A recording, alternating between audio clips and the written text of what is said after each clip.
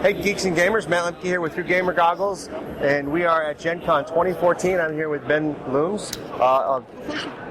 Syrenscape. I almost did it wrong. We just talked about it. Yeah, whether it's Syrinscape or Syrenscape or what. Oh, yes, exactly. All of that. And Syrenscape, mate. That's right. I'm going to let him turn it over. He had a long flight and all this good stuff. But I'm just going to turn it over to him and let him go because I don't know a lot about audio. So what is it? Yeah, so if you're a tabletop game, if you're playing a role-playing game like Pathfinder or Star Wars or anything like that, and you want to have a movie soundtrack at your table because you're sick of hearing just the tap drip and someone arguing upstairs, but you don't want to kind of use a CD because the track's always wrong and it always stops, or you've got some of those loops but then they kind of go round and round and round and round until your brain's going like, ah!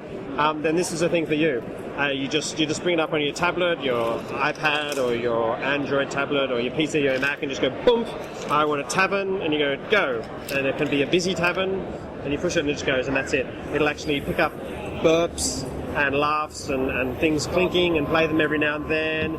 If you don't want the burping because you find that disgusting, you turn it down or turn it off. If you like burps lots and lots, then you turn them right up, and there's even a burp one-shot, so you can just go which is really childish, which I do lots at my table. And then you finish in the tavern, and you want to then go trekking out across the icy wasteland, so you just get it ready, and when you start talking about it, you just go, boom, icy wasteland, and Syrenscape just transfers gradually over to icy wasteland, and there's howling winds, and then you can just sort of make a monster roar distantly in the background, or let Syrenscape run, and then suddenly a dragon attack, so you just go, boom, dragon attack, and you, and there's high-powered music going, dun, dun, dun, dun, dun, dun, and you just go, roll initiative, you losers, you're going to die. Yeah. So you can make your own mixes. You can mix up your own mixes, that's right. So there's a storm sound set with howling rain and the other thing, wind howls and pelting rain and thunderclaps. I turn that on, go to the dragon, turn on the dragon attack noises, the crashing things, the roars, and then I save that little preset, and so that's set up for me next time. And you can combine, elven song with the boat trip or whatever you like. With the dwarven song. Yeah, that's right. And they don't like each other.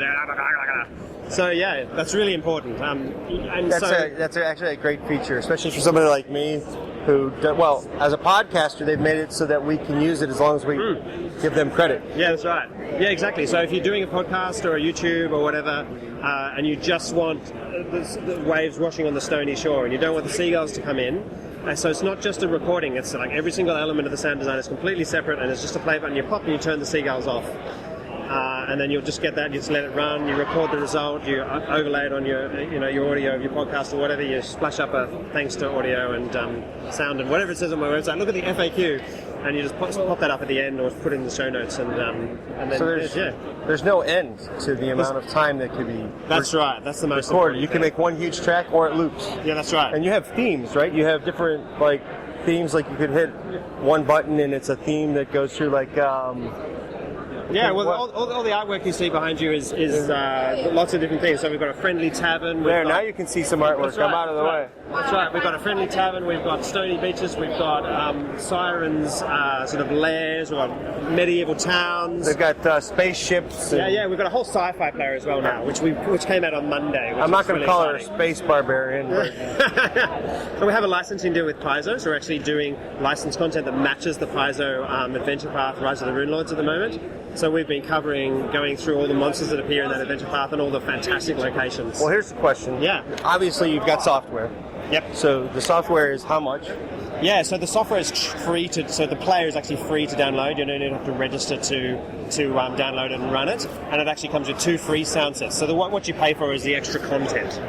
And that's as it comes out, and that's right. Probably via different licenses. That's right, yeah, exactly. So we have a beautiful license with Paizo, and they're really, really involved in making sure that everything sounds exactly like they imagined it when they were playing, and now they're getting to hear it, which they're really, really loving, which is cool.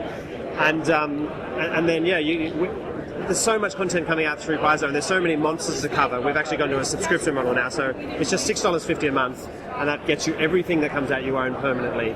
And then that actually also unlocks the entire back catalogue. So there's a whole lot of stuff that's come out before you become a subscriber. But that unlocks that whole back catalogue as long as you remain a subscriber. So you just basically got access to everything. I kind of didn't like the concept of people not getting to hear all the awesome stuff that's there and having to make choices between kind of, am I going to use that or not? Because, I mean, if you've ever played, PCs don't always go in the direction you necessarily expect them to. It's true. Yeah.